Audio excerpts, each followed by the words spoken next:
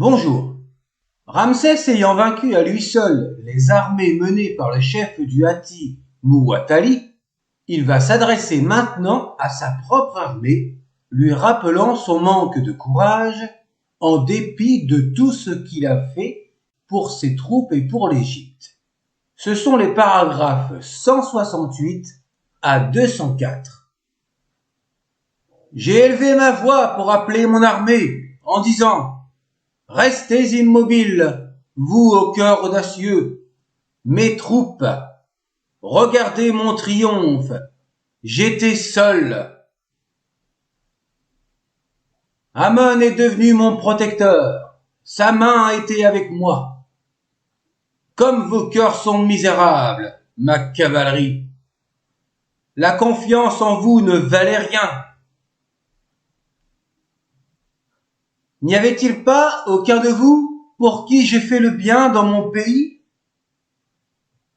Ne suis-je pas devenu un maître alors que vous étiez pauvre? Je vous ai fait devenir des grands hommes par mon cas chaque jour.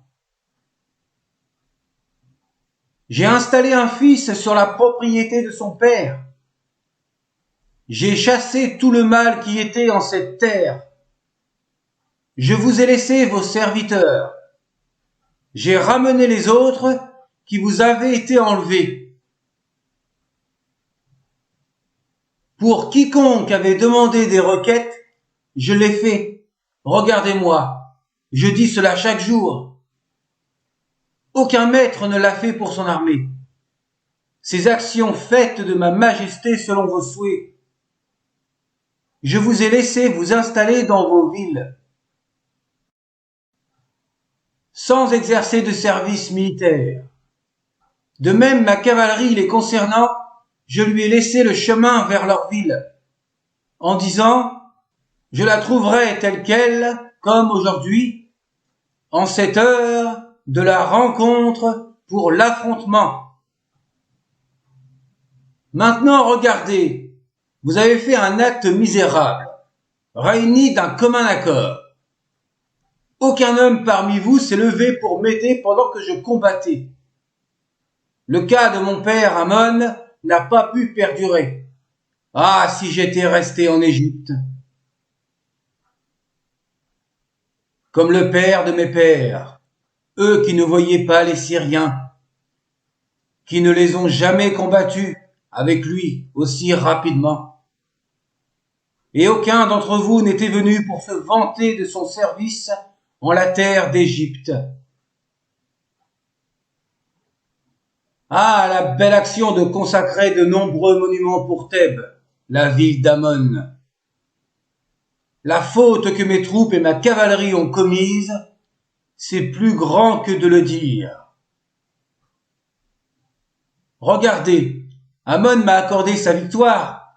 Aucune armée n'était avec moi, ni de cavalerie. Il a laissé voir à chaque terre lointaine ma victoire de mon bras puissant. Étant seul, aucun officier m'accompagnant, aucun conducteur de char, aucun soldat de l'infanterie, ni archer du char. Les terres étrangères qui m'ont observé relateront ma renommée jusqu'aux terres éloignées encore inconnues.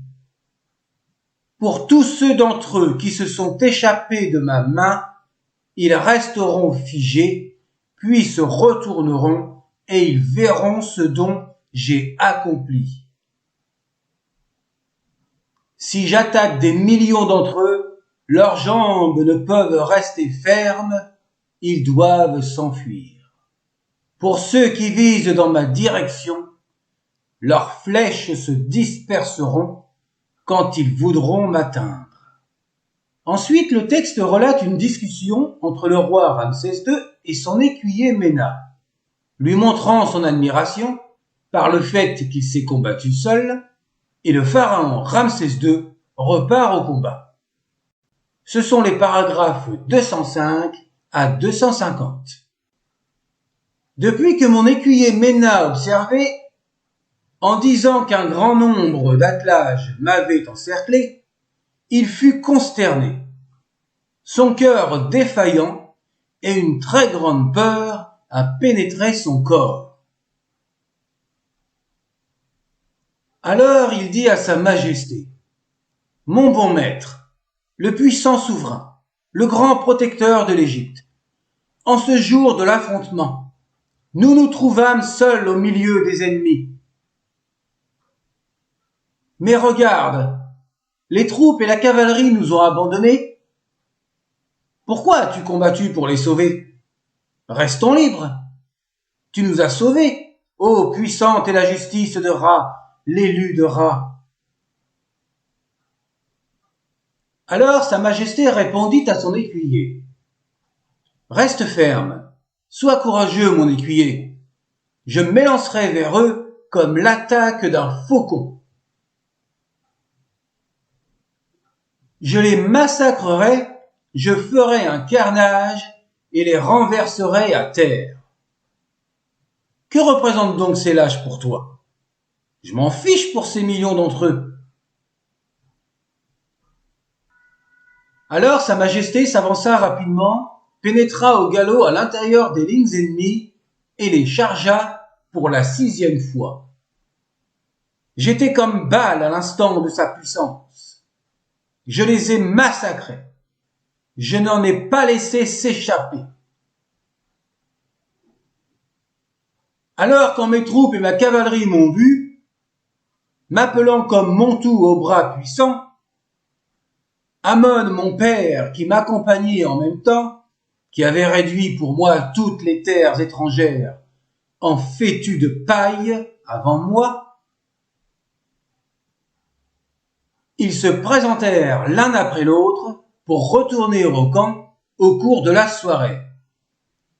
Ils avaient constaté que toutes les terres étrangères, parmi celles que j'avais pénétrées, gisaient entassées dans leur sang. Même tous les bons combattants du Hatti, y compris les enfants et les frères de leurs chefs. J'avais nettoyé les champs de la terre de Kadesh. On ne connaissait aucun lieu à fouler à cause de leurs nombres incalculables. Alors mon armée est venue pour m'adorer, leur visage voyant ce que j'avais fait. Mes officiers sont venus pour agrandir ma puissance, ma cavalerie également, glorifiant mon nom en déclarant: « Ah, le parfait combattant au cœur inébranlable! Tu as sauvé tes troupes et ta cavalerie.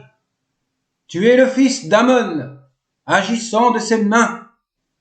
Tu as dévasté la terre du Hatti de ton bras vigoureux. Tu es le parfait combattant. Tu n'as pas d'égal.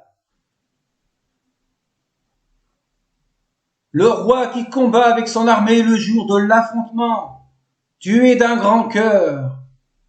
Le premier des troupes. Tu ne te soucies d'aucune terre, même unie en un seul lieu. Tu es grande victoire devant ton armée, face à la terre entière, sans exagération. Le protecteur de l'Égypte, celui qui soumet les terres étrangères. Tu surveilles les arrières du Hatti pour toujours. C'est la fin de la vidéo. À bientôt pour la suite et portez-vous bien. Ciao!